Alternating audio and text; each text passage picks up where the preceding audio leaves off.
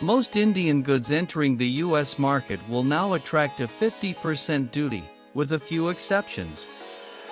The initial 25% tariff came into effect on August 7, and this latest hike, announced earlier in the month, adds another 25%.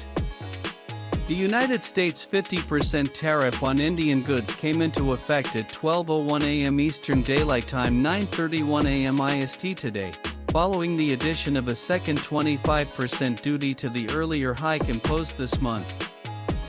The U.S. Department of Homeland Security confirmed that the higher tariff applies to all Indian goods entered for consumption or withdrawn from warehouse for consumption on or after this time.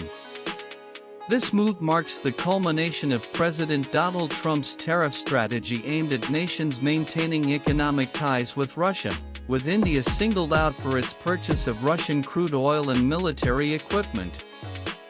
The decision has drawn sharp criticism from New Delhi, while Moscow has expressed support for India's right to choose its trade partners.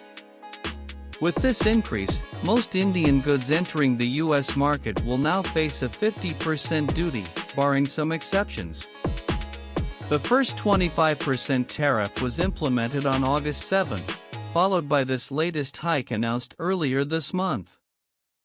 This escalation is part of President Donald Trump's tariff campaign against countries maintaining economic ties with Russia, with India targeted for its purchase of Russian crude oil and defense equipment. New Delhi has strongly condemned the move, while Moscow has supported India's trade autonomy.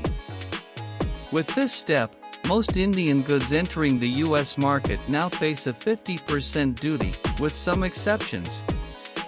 Below is a sector-wise impact assessment.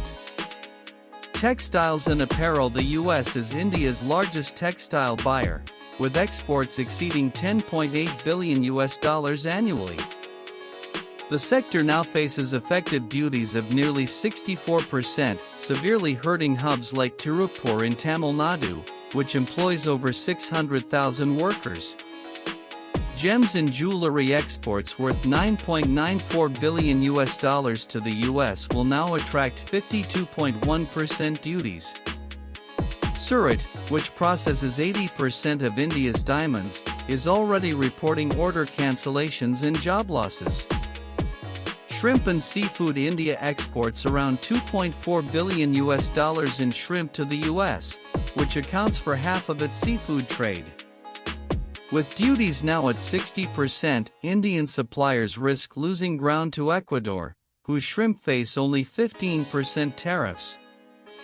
Carpets, furniture, and home textiles. Carpet exports of $1.2 billion will now face nearly 53% effective duties, pushing U.S. buyers toward competitors such as Turkey and Vietnam. Leather and footwear. The entire sector, a major employer in states like Uttar Pradesh and Tamil Nadu, is now subject to the full 50% tariff, compounding challenges from rising input and freight costs. Auto components. Indian auto parts exports to the U.S. stood at $6.6 billion in 2024. Of this, $3.4 billion will face a 25% duty, while the remainder will be hit with 50% tariffs, threatening India's market share in key components like gearboxes. Chemicals and organic compounds exports worth $2.7 billion, much of it SMA-driven, will face steep tariffs of over 50% at countries like Japan and South Korea, which enjoy preferential access, are set to benefit.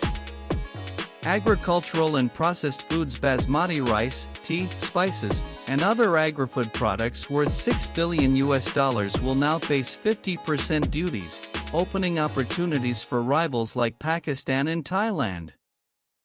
Pharmaceuticals. Generic drug exports of $10.52 billion remain exempt for now, though U.S. pressure on companies to localize manufacturing could rise. Electronics. Electronic goods exports of $14.64 billion, including iPhones assembled in India, are currently excluded under earlier bilateral arrangements. Petroleum products and others. Exports of petroleum products worth $4.1 billion are exempt, along with categories like books, plastics, and some industrial inputs. The steep tariffs strike hardest at India's MSMEs, which contribute over 70% of export capacity in textiles, gems, seafood, and chemicals. Concentrated in clusters like Tirupur, Surat, and Panipat, these firms operate on razor-thin margins and depend heavily on U.S. demand. The 50% duty virtually erases their price competitiveness, threatening widespread job loss.